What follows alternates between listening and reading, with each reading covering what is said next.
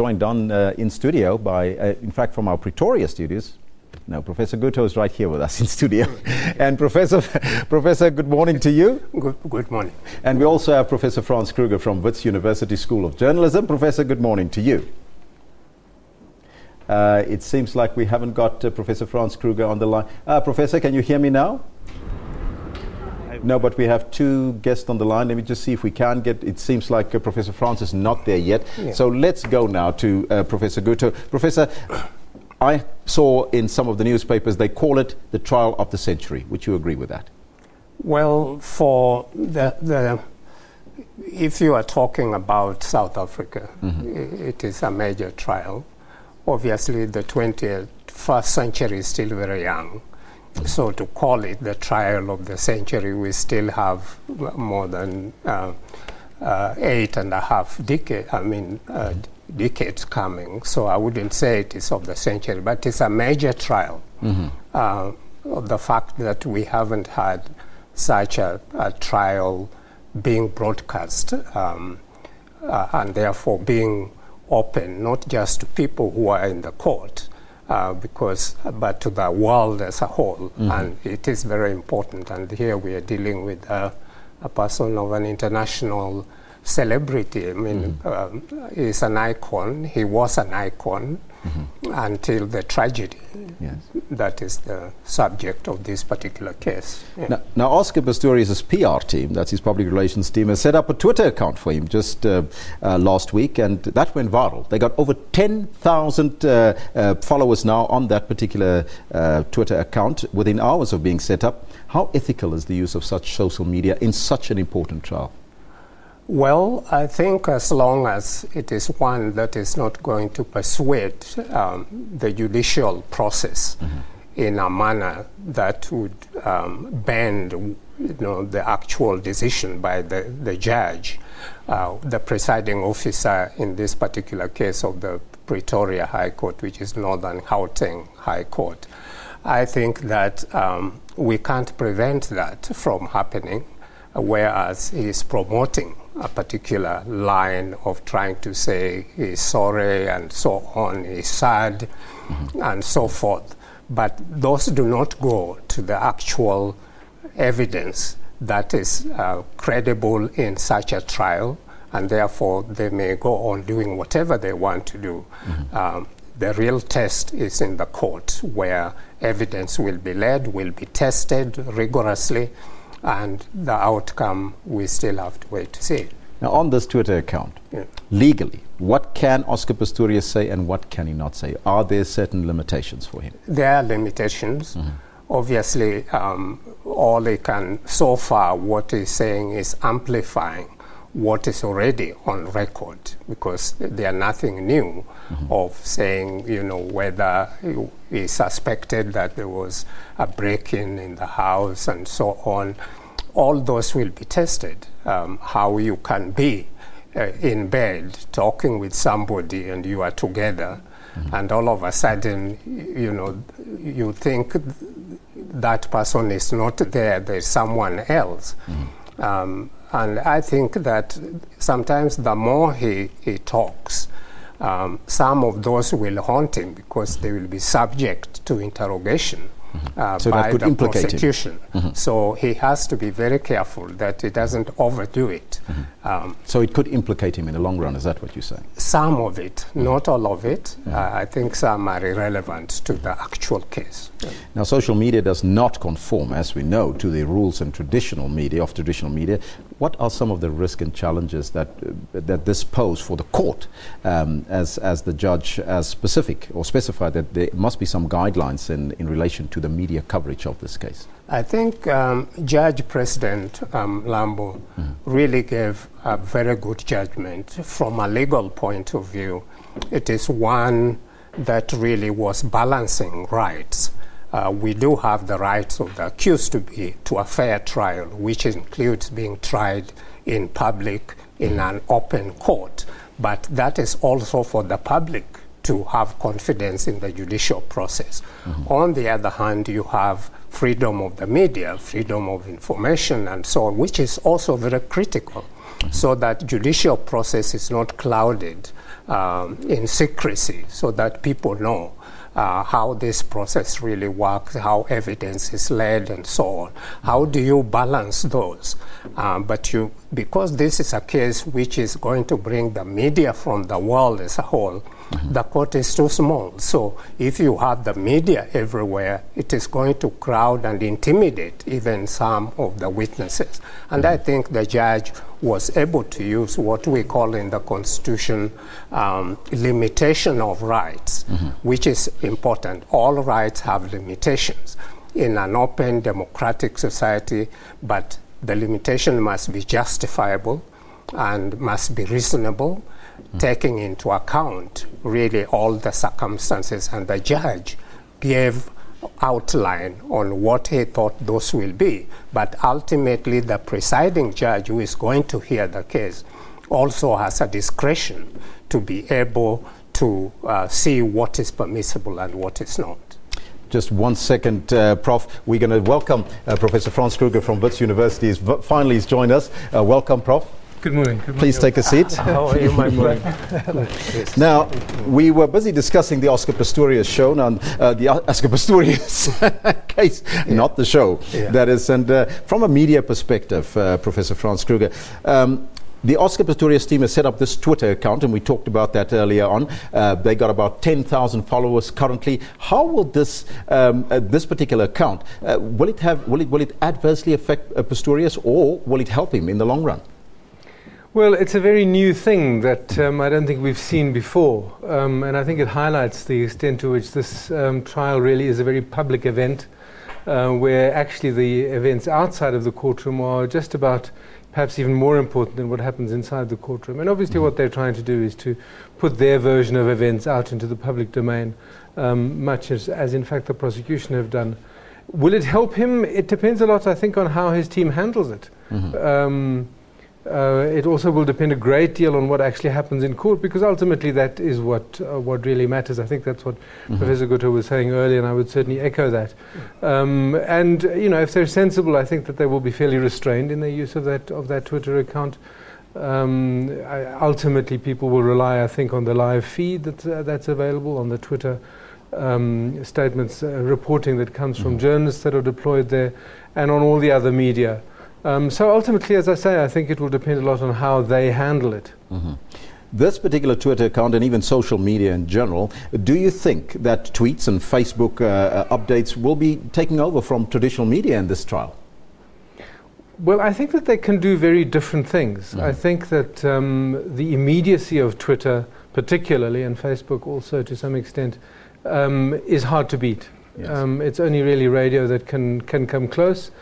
So I think that what the traditional media will have to do is do something new and do something different, and offer their readers, if that's what they are, or their viewers for the evening newscasts, some additional new insights. And of course they have to tread very carefully, because sub judice is still in place, even though the rules are not applied as strictly as they used to be. So you know, there is a delicate line to be trodden for traditional media, to offer their audiences something fresh, something new, something additional, something beyond the simple he said, she said kind of reporting, because that will be carried a lot by the live stream and by the social media. Professor Gutto, Judge President Mlambo emphasized throughout his judgment that the constitutional rights of freedom of expression and the freedom of the media were in direct conflict with Pistorius' right. What does he exactly mean by that? I think that should not be taken out of context, that they are in direct conflict. His judgment as a whole does indicate that we are dealing here. It is a principle in interpretation of the Constitution, especially the rights in the Constitution.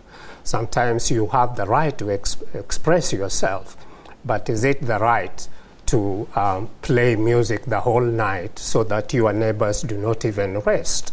How do you balance that? So he was really meaning that these are rights which on the face of it may look very contradictory, but how do you balance them so that you honor both rights? The right media, freedom of expression, is critical to democracy. On the other hand, in terms of the rule of law and so on, the right, the accused must get a fair trial, and the Constitution does provide guidelines, particularly on the accused, on what is to do. I've already mentioned trial ought to be in public, in an open court.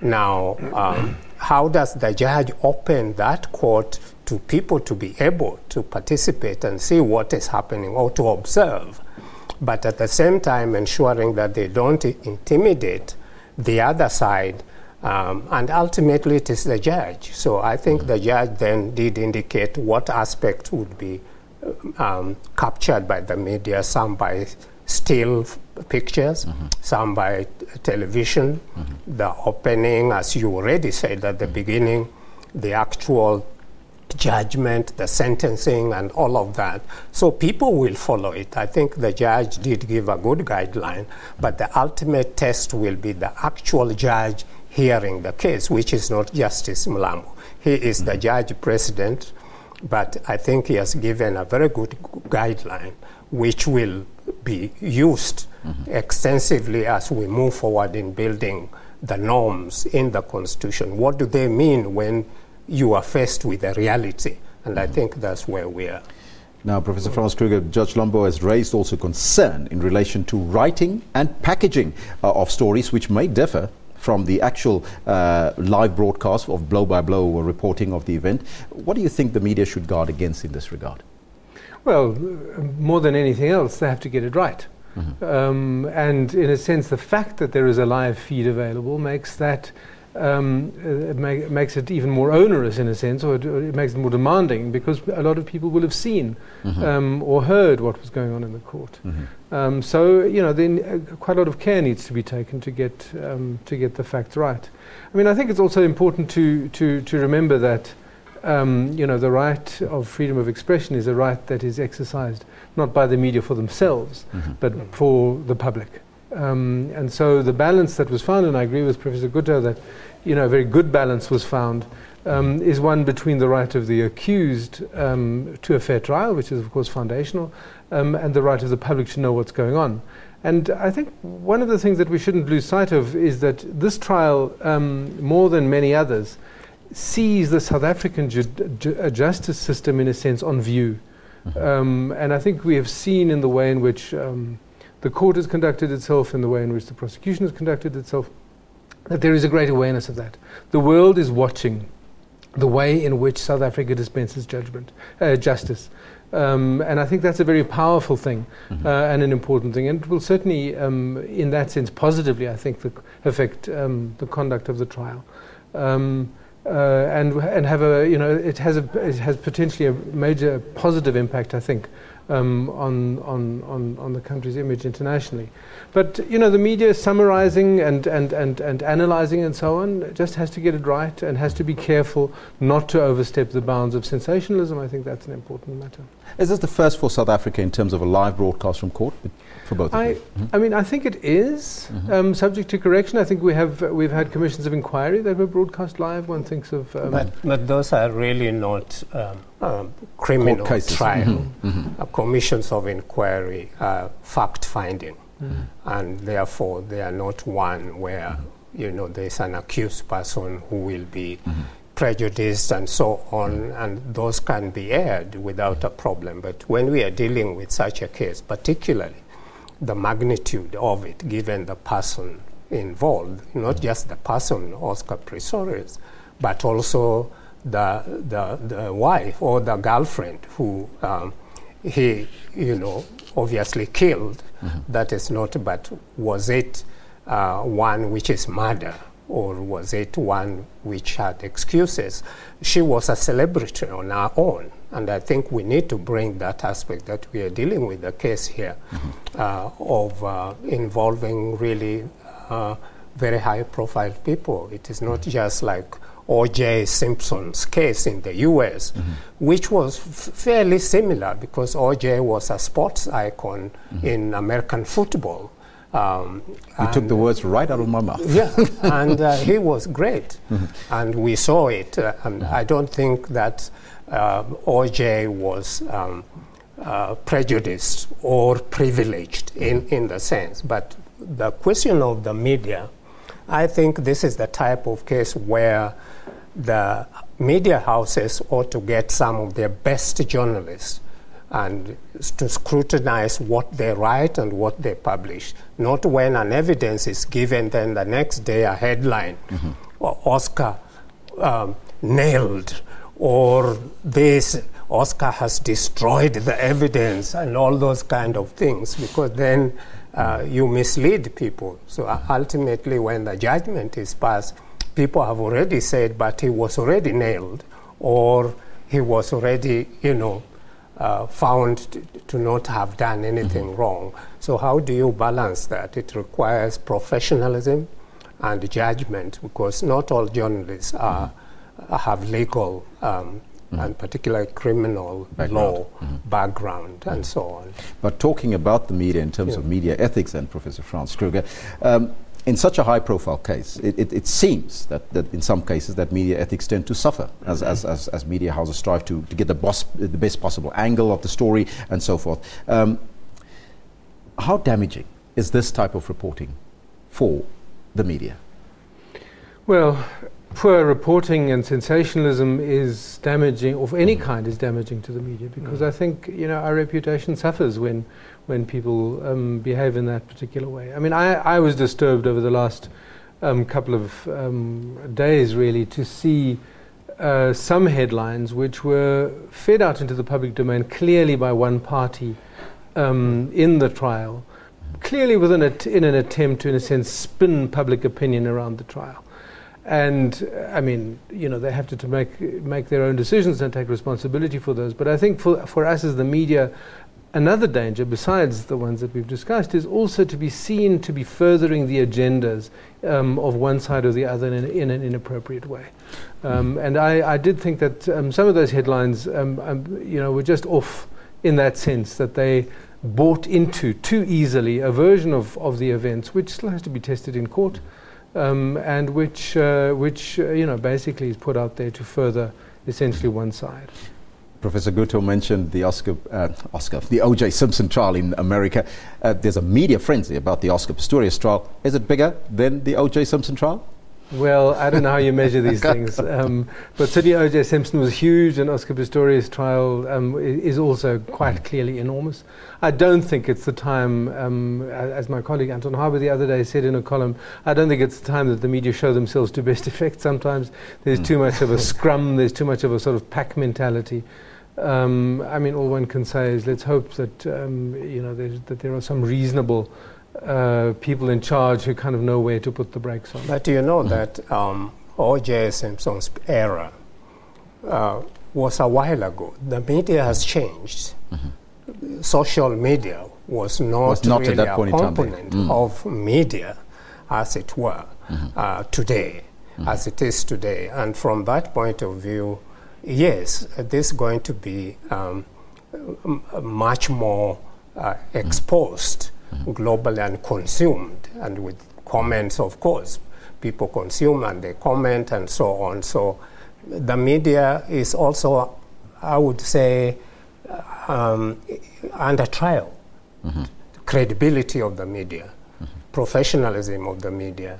There are aspects which are not really regulated properly, like social media, but we are talking about the professional, TVs, radio, print media, and so on. Another case, high-profile case, which has got all the elements of a blockbuster Hollywood movie, Gutto and Kruger. Could we probably see also a live broadcast from court on this one? Well, it's hard to say. I mean, it would depend on the media houses' decisions about whether they feel that there's sufficient public interest. I mean, that's really the test. I mean, TV channels will want to create a channel around a trial if they feel that there is that sort of public fascination. I must say, I'm not sure that the Gutto and Kruger case achieves quite the sort of levels of public fascination as Oscar Pistorius does, for all sorts of reasons. I mean, of course, these things can change over time. Sometimes stories grow and get bigger and bigger as time goes on. I don't see it for the moment, but who knows? Gentlemen, thank you so much for your time. That was Professor Gutto and Professor Frans Kruger from Wits University joining us here in studio talking about the Oscar Pistorius trial. We are in just a short, we are going to come back we're going to take a break right now, but when we're back,